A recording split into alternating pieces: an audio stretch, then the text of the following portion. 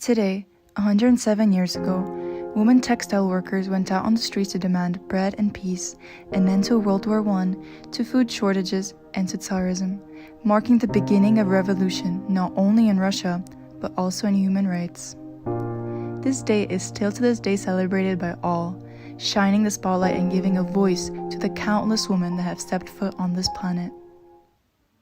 To celebrate this day, we invited 6 women to answer a few questions and give us their opinion on this topic.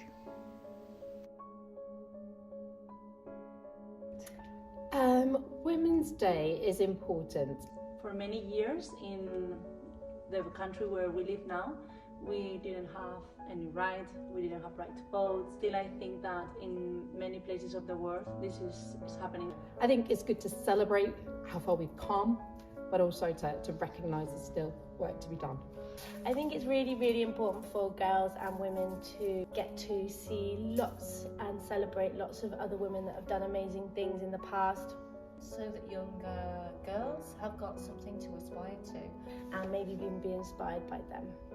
And to have a day in which we accept the difficulties that women have faced, but also to accept all the wonderful things that women have contributed.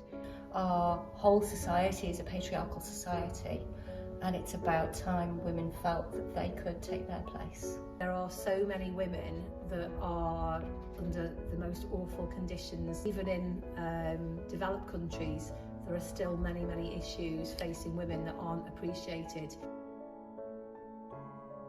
For me, there's lots and lots of different inspirational women. Yeah, I was thinking about this a lot actually, and Margaret Atwood, Mary Shelley, but there's always kind of like this idea that women have to wear a cape and be superheroes. We've got to be inspirational. Lots of women that inspire me that are just doing normal jobs, just being themselves, and I think we need to just celebrate that women don't have to be extraordinary to be great. Be someone like Katherine Johnson, who was one of the first women who worked at NASA. The artist Cornelia Parker, I saw her work in a gallery, and it was the work that made me want to leave my job and go and study art when I was 27 years old. And I spent an hour looking at that one piece of work, and it was the best hour I spent in my life because it changed the trajectory of my career. I think I would say my grandma. She had a very difficult life and she had to deal by herself in a moment where women were undervalued. Zara Sultana, she is a politician in the UK government. She's not afraid to go against the grain and speak up against her own party at times when she thinks it is wrong. It's an artist called Alison Lapper. She's a lady who, from when she was born with no arms and very, very small legs.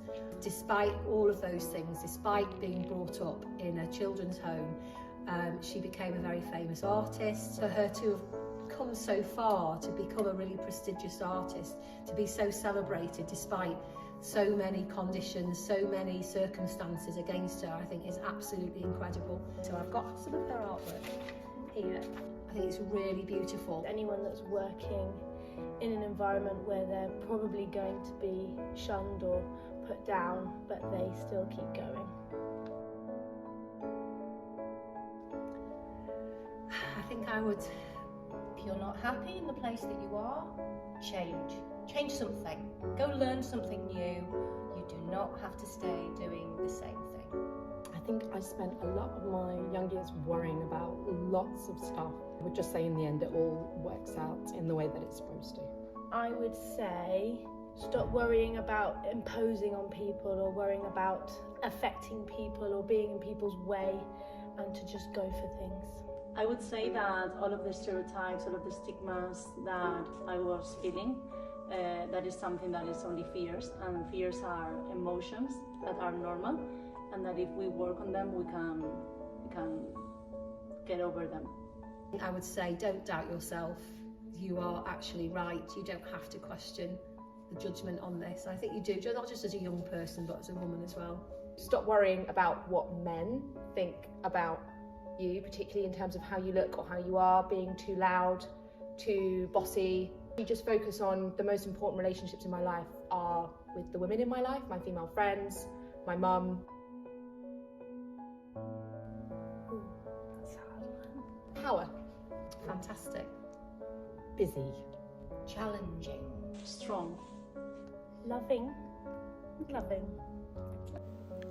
Though our journey may have been filled with heartache and tears and uncertainty, let us embrace the beauty of our resilience, for through every trial we have emerged stronger, wiser, and more capable than we ever imagined, inspiring younger women and building a brighter tomorrow for the younger generations to come.